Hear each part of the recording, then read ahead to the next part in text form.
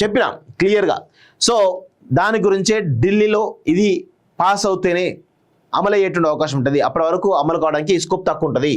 BC బిల్లులకు జై ఆమోదించినటువంటి శాసనసభ, అన్ని రాజకీయ పార్టీల మద్దతు, సభలోకి ఎస్సీ వర్గీకరణ బిల్లు నేడు చర్చ అంటూ చూస్తా ఉన్నాం.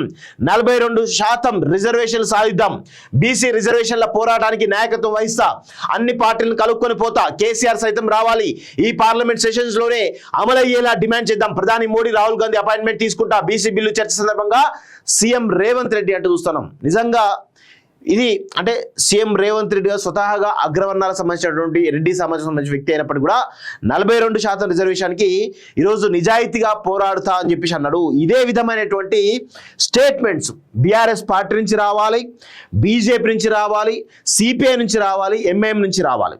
సో వాళ్ళందరూ వెళ్ళి ఖచ్చితంగా ప్రధాని మోడీని కలిసి ఈ పార్లమెంట్ సెషన్లోనే ఈ యొక్క బిల్లును అమలయ్యేలా మరి డిమాండ్ చేయాలని చెప్పేసి కూడా కోరుతా ఉన్నాం.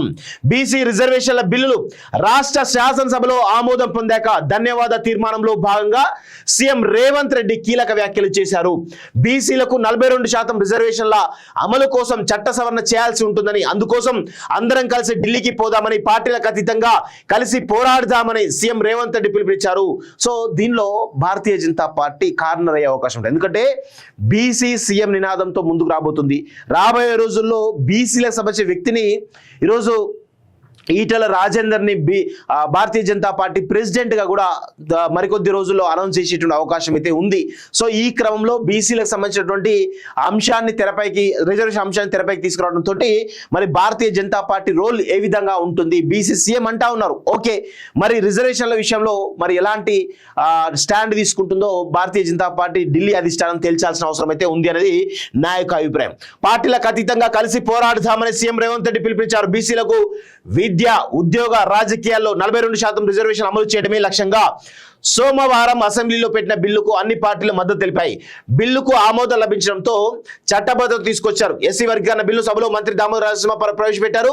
2 బిల్లులు ప్రవేశపెట్టిన మంత్రి పొన్నం అంటూ చూస్తున్నాం. ధన్యవాద తీర్మానంలో భాగంగా సీఎం రేవంత్ రెడ్డి మాట్లాడుతూ సభలో బీసీ మంత్రి పొన్నం ప్రభాకర్ 2 బిల్లులను ప్రవేశపెట్టారని గుర్తు చేశారు. అందులో మొదటి బిల్లు విద్యా సంస్థల్లో సీట్లు, రాష్ట్ర సర్వీసుల్లో నియామకాలు, 2వ బిల్లు గ్రామీణ పట్టణ స్థానిక సంస్థల్లో రిజర్వేషన్లకు సంబంధించిన బిల్లులు ఉన్నాయన్నారు. బీసీల రిజర్వేషన్లు 42% పెంచాలని ప్రభుత్వం ఈ బిల్లులు తెచ్చిందన్నారు. పార్టీలకు అతీతంగా చర్చలో పాల్గొని మద్దతు తెలపడం సంతోషకరమన్నారు. రాజకీయాలు, సిద్ధాంతాలకు అతీతంగా బిల్లు విషయంలో కలిసికట్టుగా ఉన్నామనే సందేశాన్ని పంపించాలని అనుకున్నట్లు తెలిపారు. దానికి సభ్యులు సంపూర్ణంగా సహకరించారని తెలిపారు. నిజంగా అన్ని పార్టీలను కూడా ఈ బీసీలకు సంబంధించిన అంశంలో కలిసికట్టుగా ఒక నిర్ణయం తీసుకోవడం ఒక సంతోషకరమైన వార్త ఇది.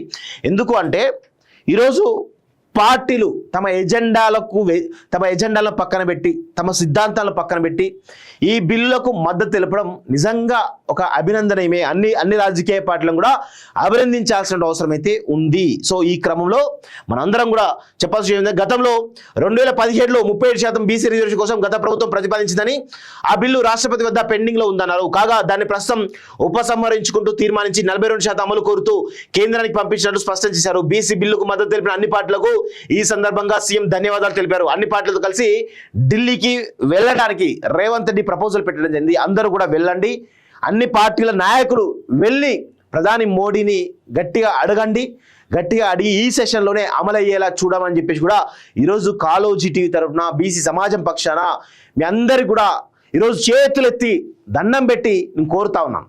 దయచేసి దీన్ని అమలు చేసి బాధ్యత తీసుకోండి.